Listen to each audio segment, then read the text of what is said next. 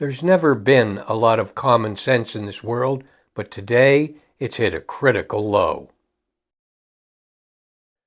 Okay, folks, a little common sense here. We're talking about lies. Lies that not only Donald Trump tells, but everyone in his administration. It almost appears as though anybody that supports Donald Trump is a liar. They can't stop lying. It's running rampant. Now, I know in his first term, I think he told something like 20,000 lies. It's off the chart, people. But what I've done is I've just grabbed a few of mostly his press secretaries standing at a podium lying for Donald Trump. But there's a series of people. We'll get into it. But here's the first clip that I want you to see. It's Sean Spicer and Kellyanne Conway. Listen to what they've got to say. This was the largest audience to ever witness an inauguration, period, both in person and around the globe.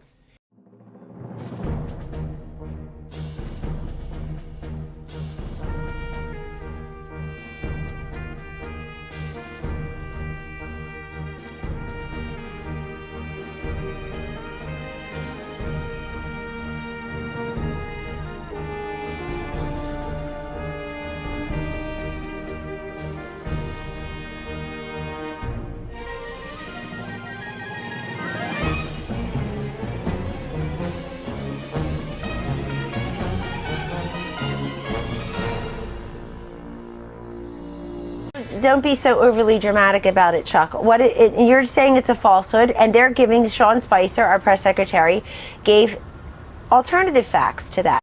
Okay, well, alternative facts. I'm sure everybody remembers that one from good old Kellyanne, who appears to be almost back in some way for the second term. But let's move on to Sarah Sanders. Watch the clip. On Capitol Hill today, the acting director of the FBI, Andrew McCabe, directly contradicted that. What led you in the White House to believe that he had lost the confidence of the rank and file of the FBI when the acting director says it's exactly the opposite? Well, I can speak to my own personal experience. I've heard from countless members of the FBI that are grateful and thankful for the president's decision. And I think that, we may have to agree to disagree. I'm sure that there are some people that are disappointed, but I've certainly heard from a large number of individuals, and that's just myself. And I don't even know that many people in the FBI. You said now today, and I think you said again yesterday, that you personally have talked to countless FBI officials, employees, since this happened. Correct.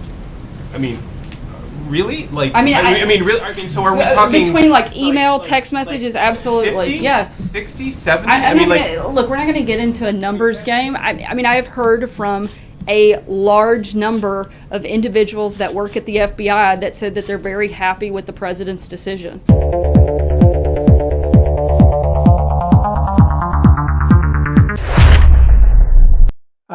Now, I'm doing my best here to try to, keep it in order of the liars that came to the podium in order for Donald Trump. The next one is Kayleigh McEnany, who's now on Fox, of course.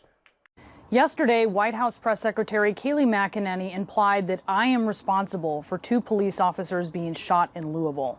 She is lying to Americans again. Also, will you pledge never to lie to us from that podium? I will never lie to you. You have my word. I had a question about unemployment, but I first wanted to clean up something from your opening. You said Judge Barrett was a Rhodes Scholar. I'm not sure that that's true. That's what I have written here. She attended Rhodes College. So my bad. Very different thing. Yes. All right. Now, with Kayleigh McEnany, of course, being now at Fox, and we all know what happened to Fox about their lies, cost them $787 million. And they've still got to get through the Smartmatic, which is looking for $2.6 billion for their lies. But anyway, I digress. Let's move on to, Stephanie Grisham. Donald Trump lives in his own reality and he lies casually, but he's very, very good at it. He used to teach me, Stephanie, as long as you keep repeating something, it doesn't matter what you say. And I will bring us back to 2019 when Hurricane Dorian was coming. And Donald Trump wrote on a map that it was going to hit a part of the country that it wasn't going to really hit, even after being briefed by the National Weather Service. So this is something he's done over and over and over, and I really hope that people will understand that this is just what he does. Okay, so you get taught, Donald Trump teaches you how to lie. You get taught how to lie when you associate with Donald Trump. But this is a great one, because everybody loves this guy. Good old Joey Rogan. Nothing but truth coming out of his mouth. Listen to this. It was the episode of you when you were on The View, and I think it was 2015 or 2006, like when you were running for president. Right. Okay, let's stop there. There's a lot of fake news coming up, so we're going to clear some of it up as it happens. He was actually, in that clip, is 2011. 4 years before he announced he was running.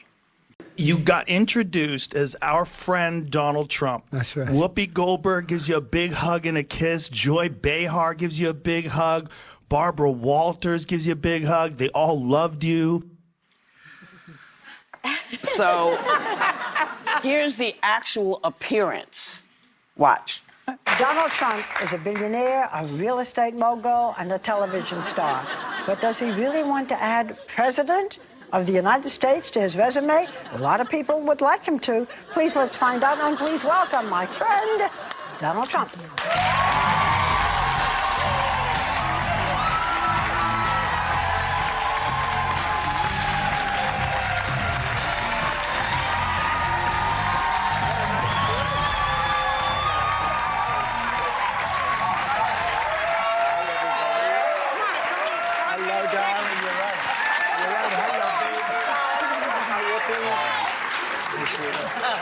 We're so happy to have you. Whenever you're on with us, we're very happy. Well, we love it.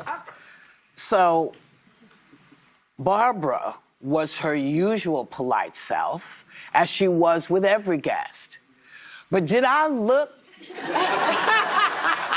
warm and fuzzy? Was that a warm and fuzzy welcome from her?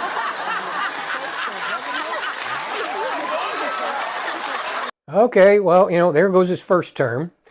Now we're into his second term. We got old Caroline Leavitt. I'm telling you, if her nose grew every time she told a lie, you'd have to use a zoom lens from 8 miles out to get her just to get a shot of her face.